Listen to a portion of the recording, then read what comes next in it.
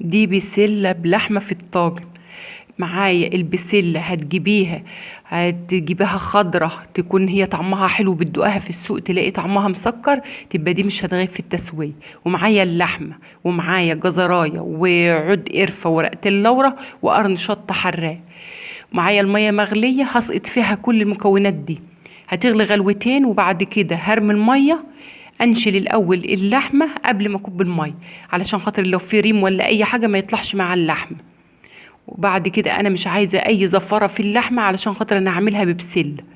وبعد كده بعد ما تغلي غلوتين هكب الميه واغسل الحله، واحطها تنشف على البوتاجاز، واحط الماده الدهنيه، معلقه سمنه بلدي، ماشي، شويه زيت، ماشي، اي حاجه، المهم ماده دهنيه، او ممكن تشوحها كده من غير اي ماده دهنيه. وماله، هي هتنزل اللي فيها الدهن والحاجه اللي فيها، فهي هتشوح نفسها بنفسها. وهحط لها معلقه سكر في الميه دي الاول. بعد كده انت هتجيبي اللحمه، هي اللحمه دي كبيره، بتغيب في التسويه شويه بس بيبقى طعمها حلو، ولما بتستوي ما بتلاقيش فيها دهون كتير زي اللحمه الصغيره. هحط معاها وانا بشوحها، هشوحها في الزيت او في السمنه، هحط بصلايه واربع فصوص توم وشويه فلفل اسود ومعلقه سكر، علشان خاطر السكر قلنا عشان التسويه.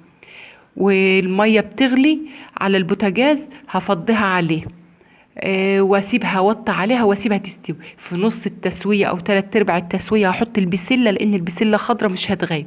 لو البسله عندك ناشفه وهتغيب في التسويه، حطيها في الاول مع اللحمه، يعني تتشوح مع اللحمه في الاول.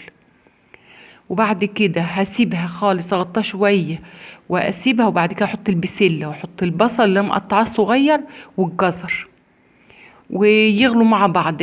قرب التسوية احط الطماطم والملح، يعني قرب ما تستوي احط الطماطم والملح، وبعدها تاخد غلوتين مع بعضها، وهشيلها احطها في الطواجن، واحطها في الفرن، مولعة الفرن نار وسط، او لو فرن البوتاجاز يبقى من تحت، وتقربي الشبكة من تحت، او على الحديدة بتاعة البوتاجاز. الفرن العادي بتاعنا العادي يبقى والع من فوق ومن تحت، وخلي النار وسط، وحطيها تاخد لون وتاخد وش. وبعد كده تسيبيها بقى شوية في الفرن تنشف خالص زي ما انت عايزة تنشفيها، تسيبيها كده بالشوربة بتاعتها تسيبيها. وده كان فيديو النهاردة، واشوفكم في فيديو جديد.